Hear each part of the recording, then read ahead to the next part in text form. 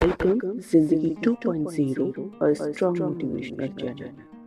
कहानी शुरू करने से पहले मेरी आपसे रिक्वेस्ट है दोस्तों, अगर आपको मेरा चैनल पसंद आता है, मेरी कहानियाँ, मेरी मोरल स्टोरीज पसंद आती हैं, तो please like and subscribe my channel. चलो दोस्तों, कहानी शुरू करते हैं।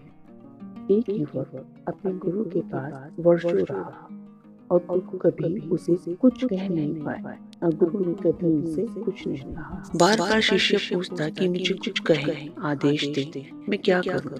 गुरु कहता, मुझे देखो, मैं जो करता हूँ वैसा करो और जो मैं नहीं करता हूँ वैसा मत करो, बस इससे ही समझ जाओ। लेकिन उसने कहा कि इससे मेरी समझ में कुछ आता नहीं है, आप मुझे कहीं और भेज दें। एक परंपरा है जैन परंपरा। उसमें ऐसा होता है दोस्तों कि शिष्य मांग सकता है कि मुझे कहीं भेज दें जहाँ मैं सीख सकूं। तो गुरु ने कहा कि तू जा, पास में एक सराय है कुछ मील दूर, वहां तू रुक जा, 24 घंटे ठहरना, धर्मशाला का मालिक तुझे काफी बोध देगा। वह गया, बड़ा हैरान हुआ कि इतने बड़े गुरु के पास तो कोई बोध हुआ नहीं और उस धर्मशाला के मालिक के पास बोध होगा। धर्मशाला का रखवाला वो भी, वो मुझे क्या ज्ञान देगा। पेमेंट से गया और वहां जाकर उसकी जब शक्ल सूरत देखी रखवाले की तो वह हैरान हो गया कि इससे क्या बोध होने वाला है। लेकिन अब 24 घंटे तो रहना ही था और गुरु ने कहा था कि देखते रहना, क्योंकि वह धर्मशाला का मालिक कुछ कहे ना कहे मगर देखते रहना, गौर से जांच करना। तो उसने देखा वह धर्मशाला का मालिक धूली झाड़ता रहा। कभी कोई यात्री आया गया तो कभी नया कमरा खोल रहा है, पुराने कमरे की सफाई कर रहा है, झाड़ू लगा रहा है, शाम को फिर बर्तन साफ कर रहा है।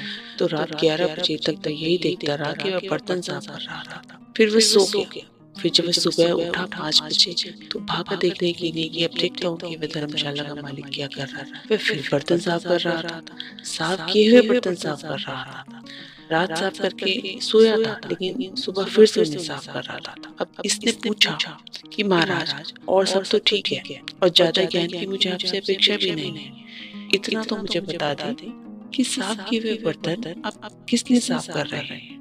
उसने कहा, रात भर में तो बर्तन रखे रहे, धूल जम जाती है और उपयोग करने से ही धूल नहीं जमती, रखे रहने से तो धूल जम जाती है और समय बीतने से भी धूल जम जाती है। तो ठीक है, वह वापस आया अपने गुरु के पास और गुरु से कहा कि वहाँ क्या सीखने में रखा है। वह आदमी तो हद से भी ज्यादा पागल है, वह तो बर्तनों को ही घिसता रहता है, रात 12 बजे तक घिसता रहा, फिर सुबह 5 बजे से और घिसे घिसाए बर्तनों को घिसता रहा। उसके गुरु ने कहा, यही तो तू समझ ना समझ, इसलिए तो तुझे वहां भेजा था कि अपने विचारों को घिस, जो तेरे अंदर विचार जम गए हैं, विचारों में जंग लग गई है, उनको निकाल, बाहर निकाल। जो पुराने विचार हैं जो तेरे व्यक्तित्व को खराब कर रहे हैं, उनको निकाल के फेंक।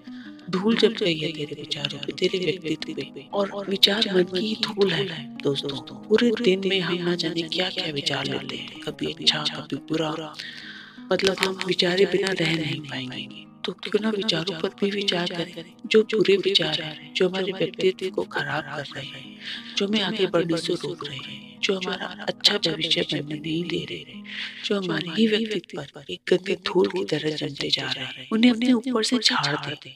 रोज उन विचारों को झाड़ते रहे, अपने दिमाग से निकालते रहे, क्योंकि विचार ही तो है, फिर आ जाएंगे। इसलिए रोज सफाई करें, अपने अच्छे विचारों को जगा दें और बुरे विचारों को मिटा दें और ऐसा करते करते शून्य की ओर बढ़े। हाँ दोस्तों, यही एक ऐसी अवस्था है जब आपके दिमाग में ना अच्छे विचार होते हैं ना बुरे विचार, बस शांति होती है दिमाग में और आनंदित होता है मन। पर यह अवस्था प्राप्त करने से पहले आप धूल हटाना शुरू कीजिए, मन से विचारों की धूल हटाना शुरू कीजिए।